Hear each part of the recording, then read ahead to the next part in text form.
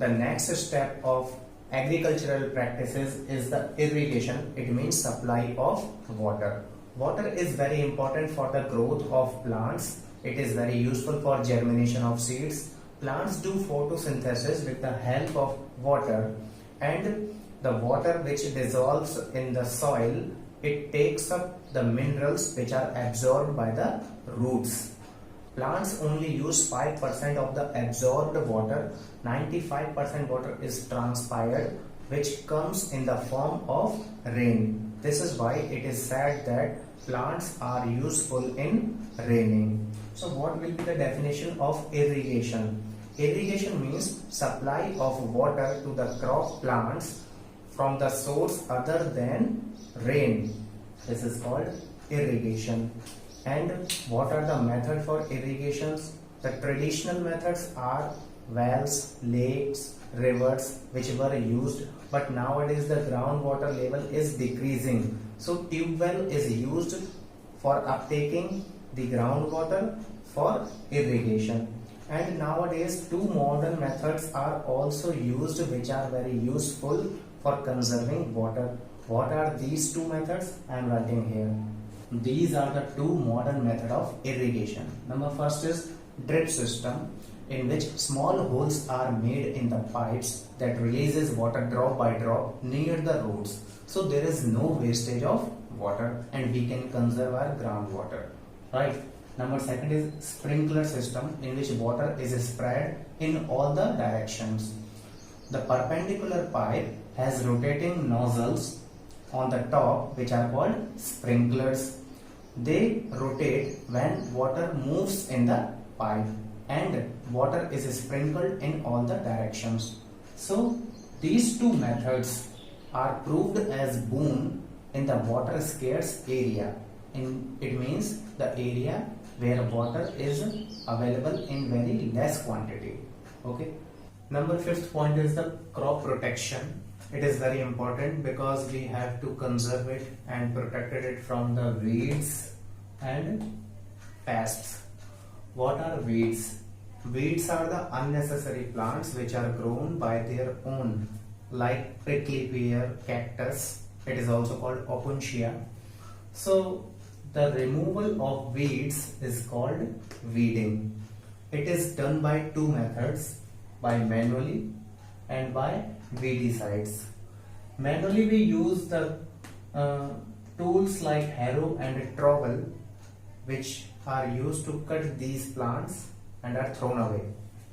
Second one is by weedicides. These are the chemicals which are sprayed on that weeds and they will be destroyed soon. The common example of weedicide is 2,4-D. Its full form is 2,4-dichlorophenoxyacetic acid. Okay. Number second is protection from pests. Pests like rodents and insects. The example of rodents like mice, rabbits, insects like locusts and termites. They destroy the crop. So by using rodenticides and insecticides, these are also the chemicals which are used to repel them and protect the crop. The next step is the harvesting. It takes about 3 to 4 months for a cereal crop to mature. The process of cutting and gathering the crop after maturation is called harvesting. This process is done with the help of sickle. It means manually it is done by sickle with the use of this tool. This tool is called sickle. Okay. And if someone wants to use a machine, this machine is called harvester, which is attached with a tractor that cut the crop plants. After harvesting, threshing is done.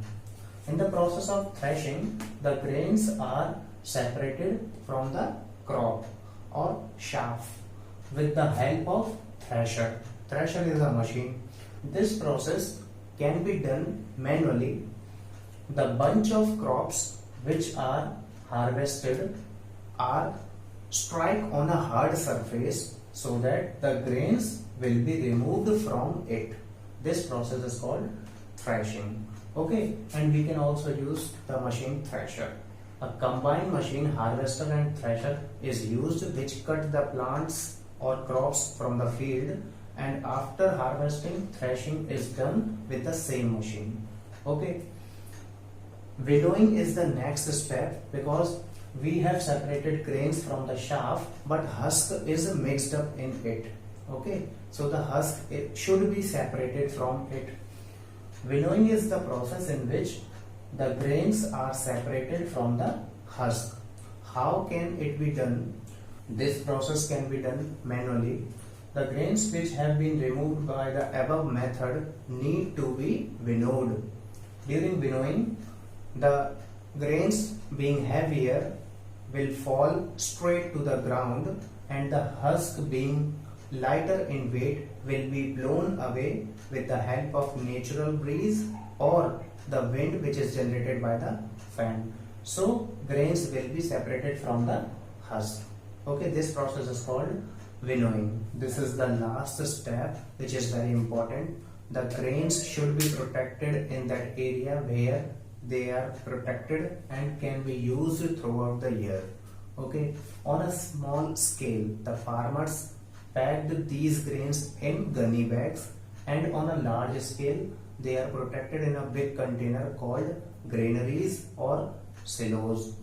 After harvesting, the grains must be dried so that their moisture can be removed, because in the moisture many pests, insects and bacteria germinate there and they spoil all the grains. So first of all, they should be dried, and the container in which they are preserved, they should be dried. Okay, dried neem leaves can be put with the grains. They will repel the pests. It means they will not allow any bacteria or any other insect to harm the crop.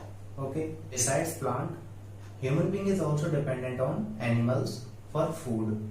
These animals need food, shelter and care for proper growth.